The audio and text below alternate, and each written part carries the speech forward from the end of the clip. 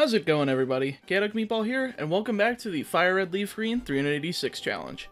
So, now that we're done with the starters, first route mons, and first form bugs, it's time to start getting into the fun stuff. Today we'll be doing a run with Chinchou, a water-electric type that has the ability Volt Absorb, meaning we're completely immune to electric moves, instead healing us when we get hit by them. It's quite good on top of our move choice.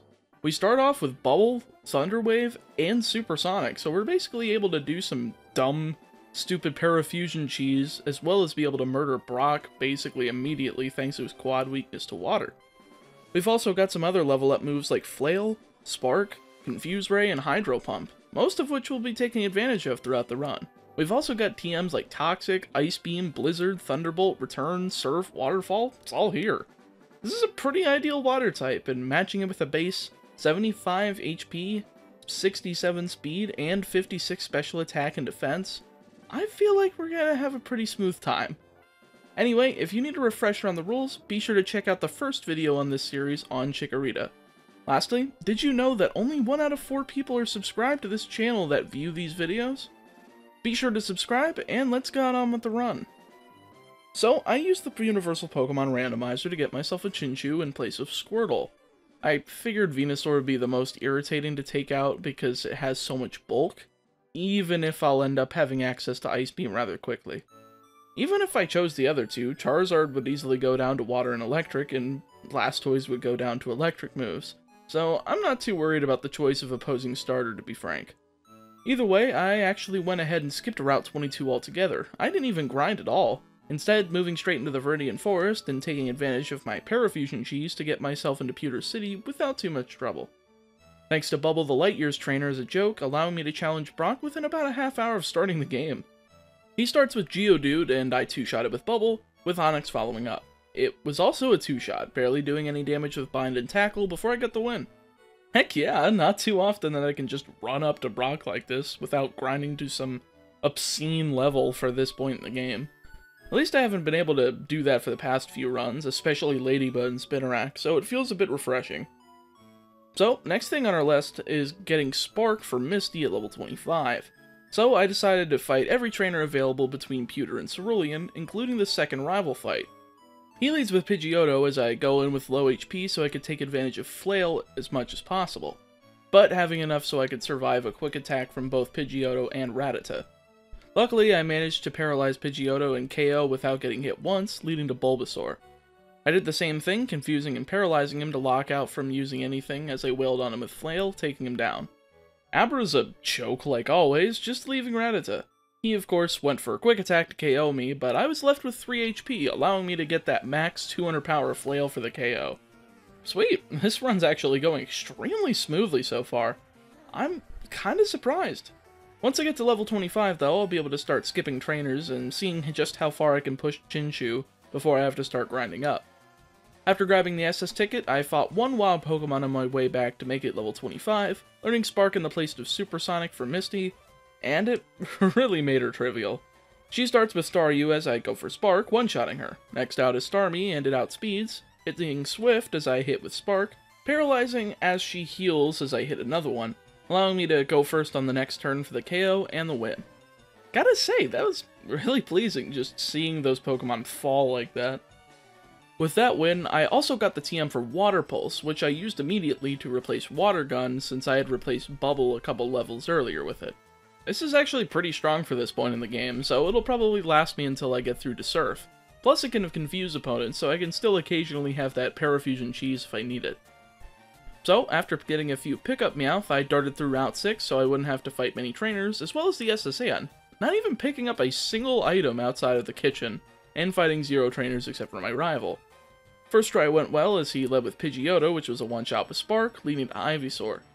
I don't have anything to really stop this thing from destroying me other than Thunder Wave, so I use that and start wailing on him with Water Pulse so I can confuse him, but he puts me to sleep as I wake up, and he eventually hits me with Vine Whip, getting me down to 21 HP before I can take it down, leading to Raticate. He's a bit of a threat since I know that Hyper Fang can KO at this point, but I used Thunder Wave and Water Pulse, taking him down in 2 shots without him getting anything off, leaving just Kadabra. It can't really do much, so I just finish it with Flail, winning me the fight. Not bad. I do love me some paralysis hacks though, or else I probably would have had to be higher level to take him down. It's quite useful for this stage of the run after all. I grab Cut and run out of the ship and go straight for Lieutenant Surge. Since I have the Volt Absorb ability, I basically can go in here unopposed without having to heal and fight him straight away. He leads with Voltorb as I go for Water Pulse, realizing that I have exactly 20 HP as he uses Sonic Boom. But he misses and it allows me to nail another Water Pulse for the KO. That was friggin' close. Out comes Pikachu and it's a one-shot with Flail, leaving just Raichu. And, of course, it's dumb and uses Shockwave, healing me as I go for Flail and get a crit, making him start using Double Team. He goes for Quick Attack though, barely doing any damage as I land a Water Pulse and confuse him. A few more turns go by, healing, missing, and eventually I land one final Water Pulse to secure the victory. Not bad at all. That Volt Absorb ability is actually already coming in handy. I hope it comes in handy again later on. I skipped as many trainers as I could between the areas of Cerulean and Celadon, making sure that I instantly went for the Game Corner though, to grab myself the TM for Ice Beam, since that will be massively useful against Erica and probably my only chance of winning. I actually don't even have enough money, so I did a wee bit of safe scumming and played the slots. This allowed me to get the 3 rows of 7s lined up so that I could get the remaining coins I needed for the TM for the fight.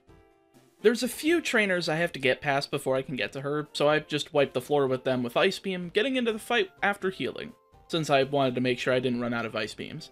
She leads with Victory Bell as I go for Ice Beam, doing over half if she misses with Stun Spore, allowing me to finish it for free.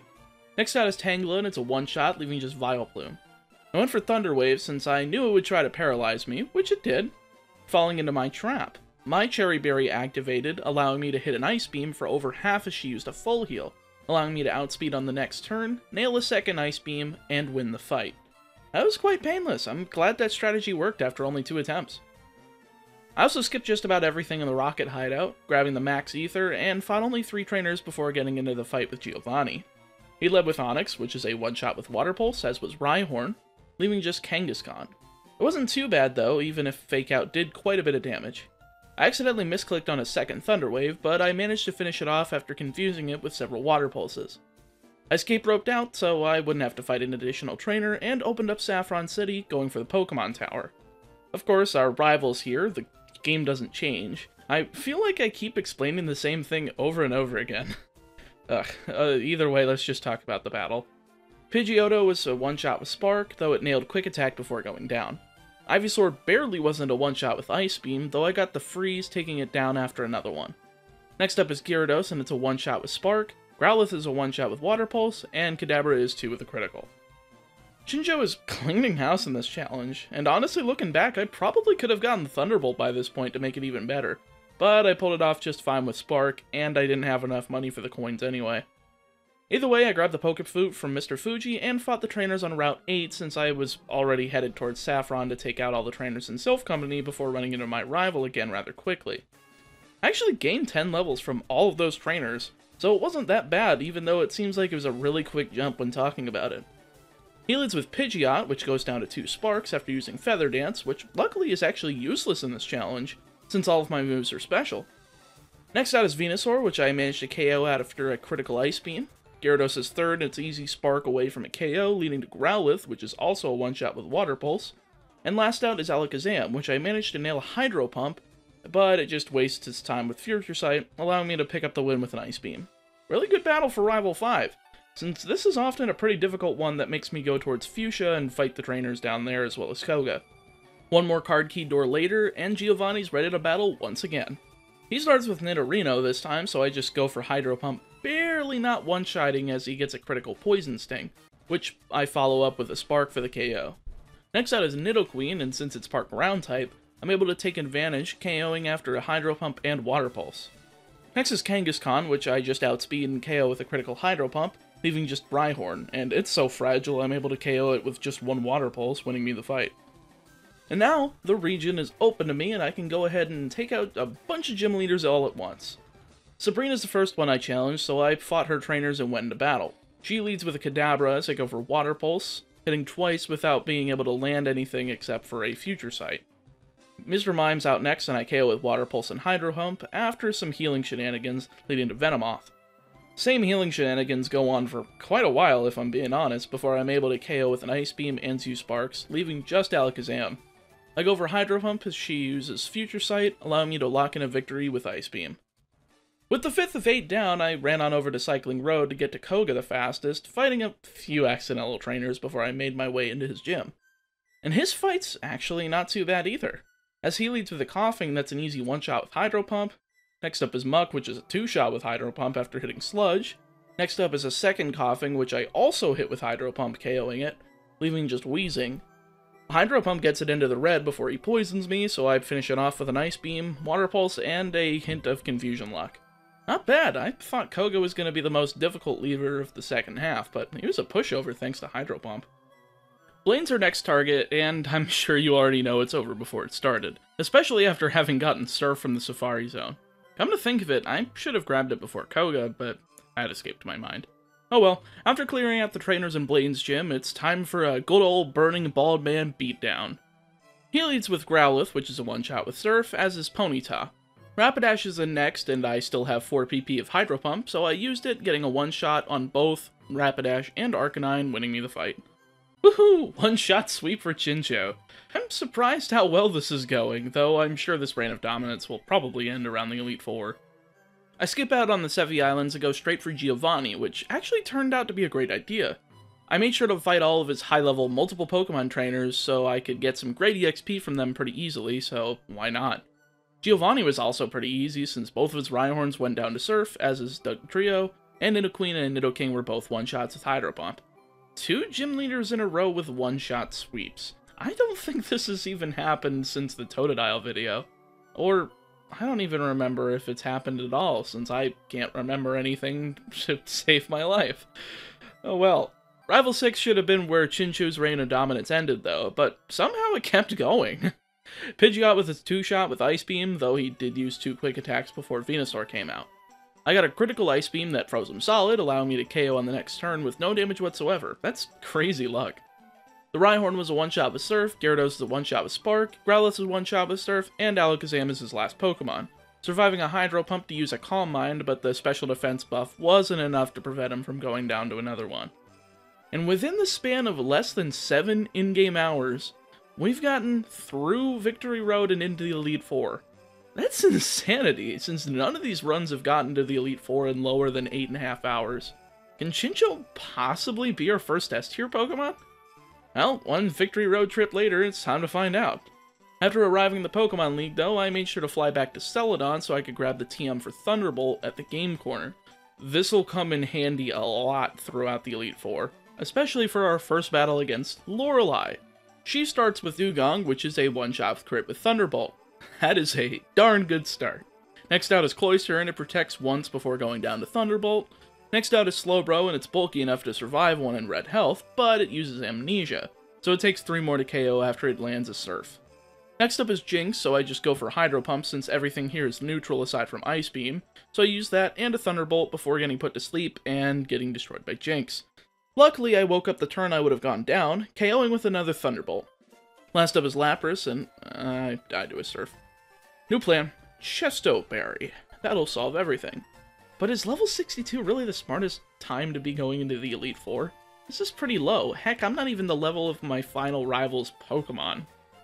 Oh, well, apparently it was, since I got another great fight with Lorelei, getting back to her Lapras and KOing it after she healed with both a Citrus Berry and a Full Restore. Not bad.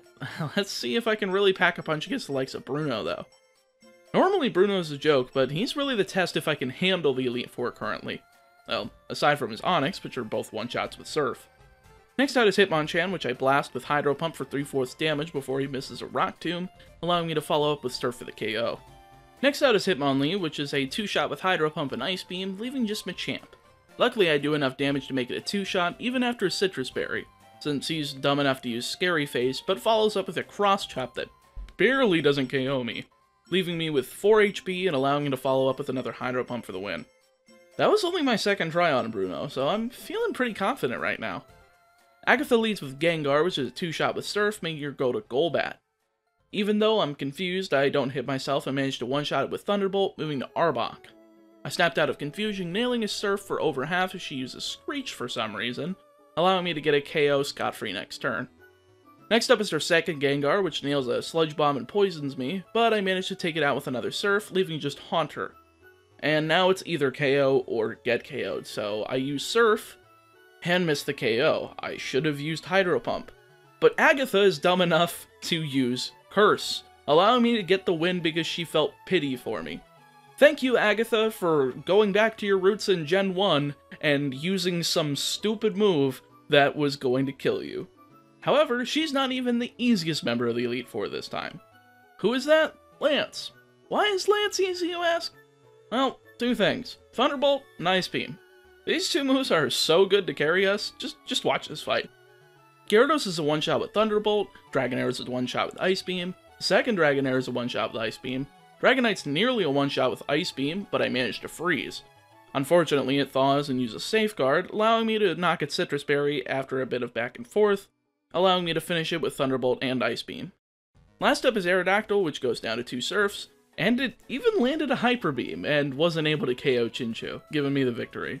Just one more battle and we're just shy of 7 in-game hours. Can Chinchou really pull the unthinkable here and get through the Elite Four in the mid-60s? Well, let's find out, I guess. Bleh! Yeah, I named my rival Bleh. He leads with Pidgeot as I managed to get a one-shot critical Thunderbolt, moving to Venusaur. I somehow get the Freeze Hacks and Crit Hacks all in the same battle, destroying Venusaur without me taking any damage. Next out is Rhydon, which is a one-shot with Surf, and that's half his team down with no damage. Next up is Alakazam, which does nearly half with Psychic as I KO with 2 Thunderbolts with a Future Sight and Loom. Luckily, I managed to end the battle with a Thunderbolt and Hydro Pump before it could even land, securing the victory in the Kanto Championship with a level 65 Chinchou. That is ridiculously low. I don't even think I beat the league in the 70s with anything else on round 1. Now I'm starting to question whether or not Chinchou can actually beat the Elite Four round 2 without Double Team. It's just a Chinchou, it's gotta be at the max level if I'm gonna beat him at all without Double Team. Honestly, I don't even know, since I'm running the script as I go, so...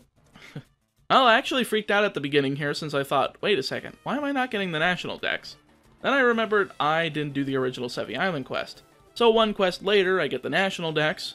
Another quest later, and some really easy Team Rocket fights later, I'm back at the league.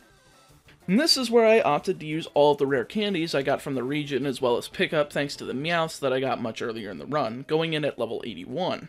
I figured that if I had a similar level gap to round 1, in this case I actually have more of one, since instead of being 2 levels above my rival's starter, I'm already 6 levels ahead and only about to fight Lorelei, so this may be easy, or the run ender and I'll have to grind in Victory Road and possibly hand myself Double Team so I don't lose more time.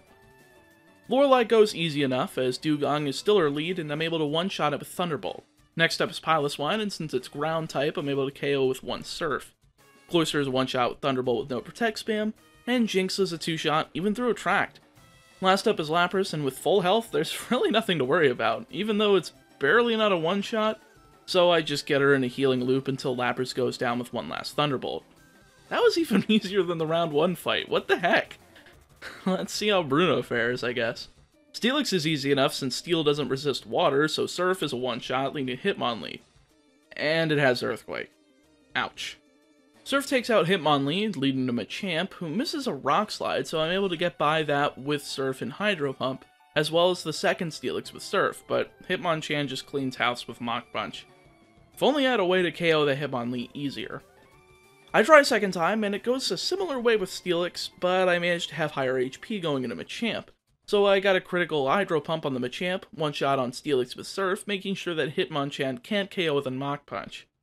I nail Hydro Pump, and of course Sky Uppercut misses since it's an absolutely terrible move that no one should use, leading to him healing and me getting the KO on a critical Surf, winning the match. 2 down, 3 to go. And I still have that Double Team TM in case I need it, but I'm still trying to make sure I don't use it for now. Next up is Agatha round 2, and how are you easier than the first round? Gengar number 1 is a 2-shot with Thunderbolt after missing a Hypnosis. Arbok is a near 1-shot with Hydro Pump, and it just wastes time with Double Team, allowing me to get the KO with another Hydro Pump and Surf, leading to Crobat, which goes down to a single Thunderbolt. The Gengar number 2 barely is in a one-shot with Hydro Pump, so I move over to Surf for an easy 2-shot after he hit a Psychic, leaving just me and Misdreavus. The thing barely survives a Hydro Pump, but it's an idiot and goes for Thunderbolt, almost healing me back to full HP before I KO'd with a Surf. Amazing. Who knew that Volt Absorb would be used on a Ghost Trainer, for crying out loud? 2 matches more, and we're done here. And I'm really feeling that anticipation now.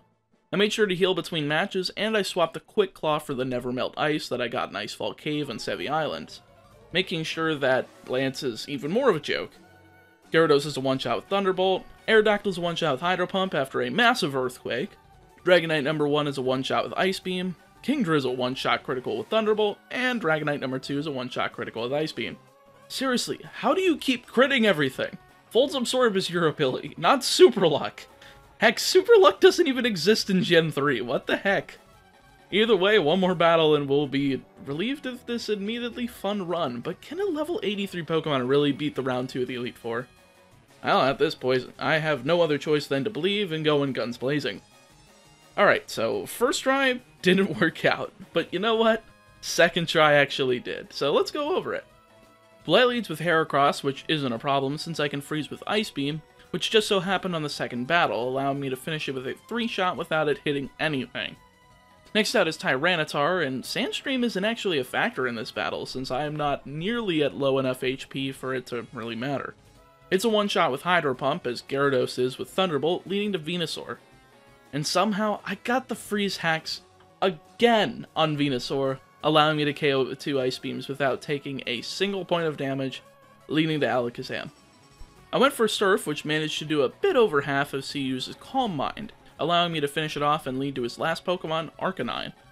It goes for extreme speed, trying to KO me, but I landed a Hydro Pump for the one-shot critical, ending the battle, and proving that you can beat Pokemon FireRed and LeafGreen with a single Chinchou at freaking level 83. Not gonna lie, I didn't expect Chinchou, of all things, to be such a massive winner, and to be the first Pokemon to break the 10-hour barrier. Now, let's take a look at the chart, and it even broke the 9-hour barrier! 8 hours, 43 minutes. That is a satisfying time to see up there. Sadly though, Chinchou's reign of terror is going to be short-lived, because next time we come back with the FireRed LeafGreen 386 series, we're going to be going back to the Kanto region with a Pichu, a much less functional electric type. And after that, I'm scared of what's to come. Cleffa, Igglybuff, Togepi, these Pokemon are going to be a pain in the butt to get through. But until then, stay healthy, stay safe, I'll catch you on the next video. Thank you so much for watching the video. If you enjoyed this, make sure to click on the other videos on screen, you'll probably enjoy them too. And if you really enjoyed this video and want to help support me making more content like this, be sure to join my channel as a member to get access to videos 24 hours early, as well as to my Patreon, where you can get access to the same 24-hour early privilege, along with many other cool perks such as tabs for my covers and medleys, challenge requests, private chats, and other cool stuff. Stay safe, stay healthy, I'll see you next time.